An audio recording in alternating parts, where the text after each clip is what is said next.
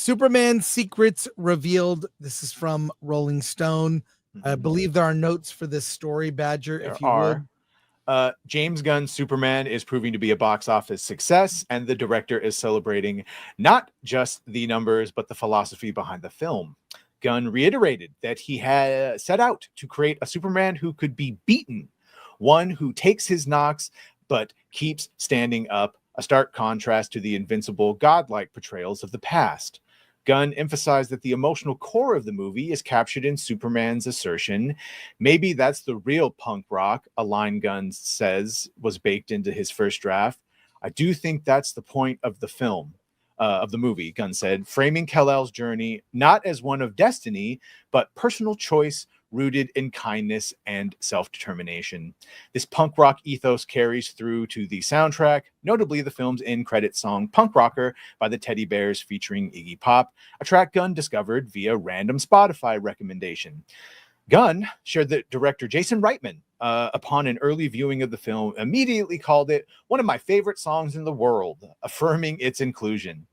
The movie also has fun with the details, like fictional band The Mighty Crabjoys, whose poster hangs in Clark Kent's childhood bedroom. Gunn not only imagined the band, but co-wrote their end credit song with Eric Nally of Foxy Shazam. I literally wrote that song and sang it into my phone the first thing in the morning, Gunn revealed, adding that his godson and his co-CEO Peter Safran's daughter appears on the poster as a band member. Gunn was candid about fan questions like why Supergirl didn't explain more about Krypton. You're assuming that everybody on Krypton is the same. Yeah. And how would she know? She's younger than him. No, she's fucking not, at least not according to most lore. So he clearly has changed it.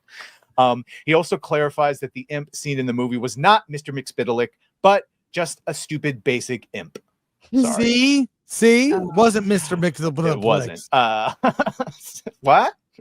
And that while Supergirl and Krypto's connection stems from Supergirl Woman of Tomorrow comic, his take maintains Krypto as Superman's dog despite some creative crossover. The film's portrayal of Jor-El and Lara as cold and elitist has stirred some discussion, but Gunn stands firm. They're shit out of luck if fans are hoping for a twist reveal, he explained. It's like taking accountability in the deepest way possible, that his morality is not based on some figure outside of himself, but on his own choices. Gunn also addressed the film's brisk pacing, noting his personal style leans fast. I'm not indulgent. I just don't give a shit about my little precious moments that are so important to me in making a movie. Looking ahead, Gunn hinted at the unexpected nature of the next DCU installment, acknowledging that audience enthusiasm for characters like Mr. Terrific and Krypto hasn't gone unnoticed. On the global front, Gunn admitted that anti-American sentiment and Superman's lesser-known status internationally present challenges, but he's encouraged by positive word of mouth. This is just the seed of the tree that Peter and I have been watering for the past 3 years. As for Wonder Woman and Batman's future in the DCU, Gunn confirmed those characters are high priorities. We really need Wonder Woman and we really need Batman because they're so important to us. And for fans awaiting oddball entries, Gunn joked about an HBO Batmite show costing $150 million per episode, a tongue-in-cheek nod to the playfully creativity he's brought back to superhero storytelling. Well, I'll just say this. He did talk about Batmite in that Grave Conversations. Steph, I don't know if you saw that interview with James Gunn being interviewed in a coffin.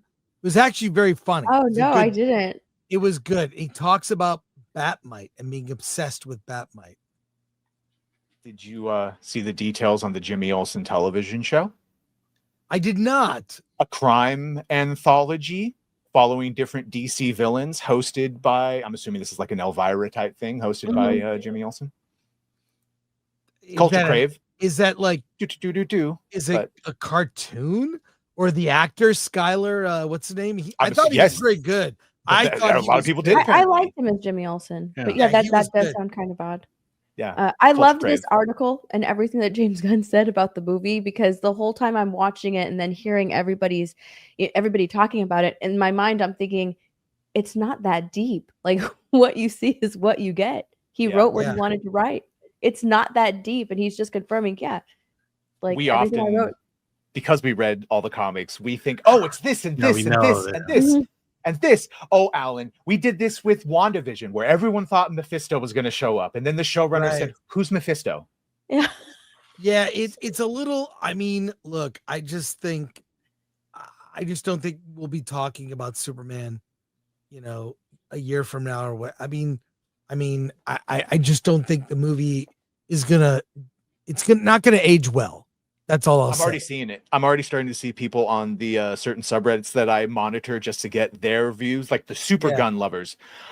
I really like the movie, but was anyone else a little underwhelmed when all he did was fly up and then fall back down? I Yes. thought he was gonna, right. And then one person Yes. says it, and then everyone else has permission. It's gonna age like Force Awakens. People were just happy to have Absolutely. Superman back. I Absolutely. The agree. more you think about it, and I said that the more you think about the film, like I left the movie, I was like, okay, that was good. And then on my drive home, the more you think about it, the less you're like, well, actually, it's not really that good, because you start putting pieces together and realizing, yeah, there's a lot of holes in this. There's a lot of things that happen that I just don't like. I disagree with. The more you think about it, the more you do not like the movie. It has. This is why I'm baffled that Fantastic Four was casted with no chemistry screens, because Tess, Yes. say what you want about James Gunn, the casting is almost perfect, and Yeah. everyone has chemistry together. They just, Mhm. I Yes. thought, needed a tighter script and better Yeah. scenes. Fantastic Four is going to have none of that.